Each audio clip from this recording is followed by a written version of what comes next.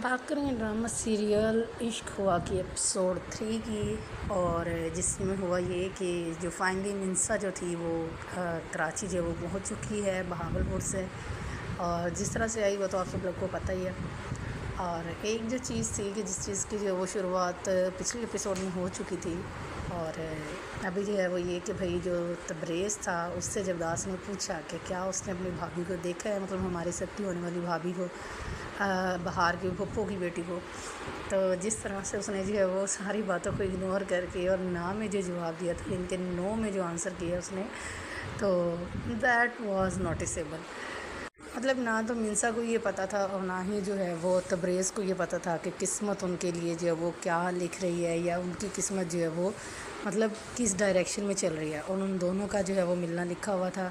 फिर मिंसा के साथ भी वही हुआ जो कि तबरेज़ के साथ हुआ था। जैसे कि तबरेज़ के पेरेंट्स को बचपन में बहार ने मार दिया था, अभी मिंसा के पेरेंट्स को जो है वो उनके अपने ही किसी वर्कर ने जो है वो चोरी करने जब वो आए थे तो उस वक्त जब उसको उनको मार दिया था।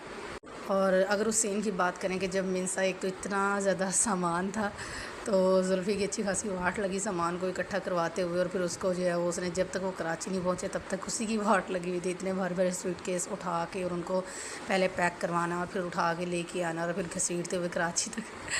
तो काफ़ी मतलब देख के जो वो दिल भी, खैर सीन इतना कोई अच्छा वहाँ पे जो वो कास्ट नहीं किया हुआ था।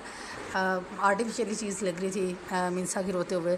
तो बट ये था कि मतलब देखा नहीं जा रहा था कि भाई इस तरह से आप जो एक जगह जहाँ पे आपने कभी सोचा भी ना और इतनी जल्दी में इतना सब कुछ हो जाए कि आपका सब वहाँ से ख़त्म हो जाए। इतना अच्छा घर, इतने अच्छे मतलब कि अपना सारा सब कुछ छोड़ के और आपको जो वो ना जाने किस ठिकाने की तरफ जाना पड़े कि जहाँ का आपको कुछ खबर भी ना हो, कोई पता ना हो कि वो कैसा होगा कैसा नहीं होगा।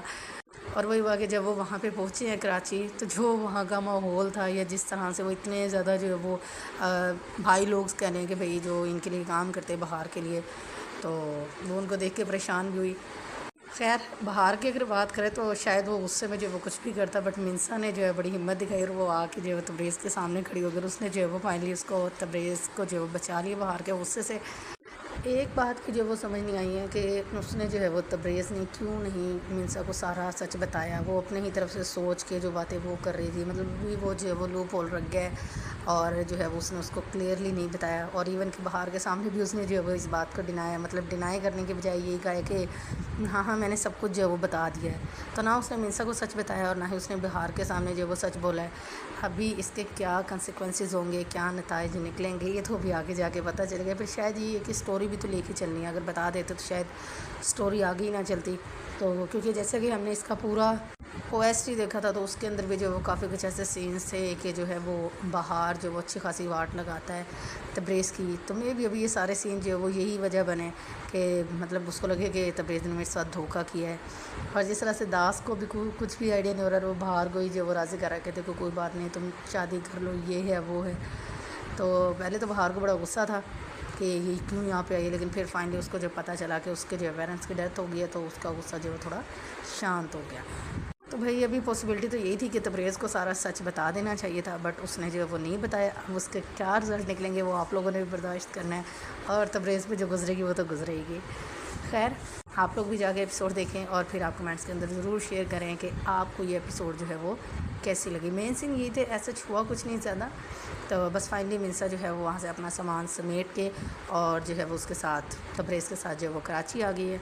रास्ते में जो है वो ट्रेन पे अच्छी बातें की थी तबरेज़ ने मिंसा से कि देखो जो मतलब कि चले जाते हैं या जिस तरीके से तुम उनको अपने पास महसूस करो, तो वो सारी बातें तो सबके लिए सुनना बेस्ट है, क्योंकि ज़ाहिर बात है हम लोग किसी ना किसी सिचुएशन का ऐसी दुखी होते रहते हैं, शिकार होते रहते हैं। तो बस उन हर चीज़ को लेट गो करना चाहिए, गो विद द फ्लो।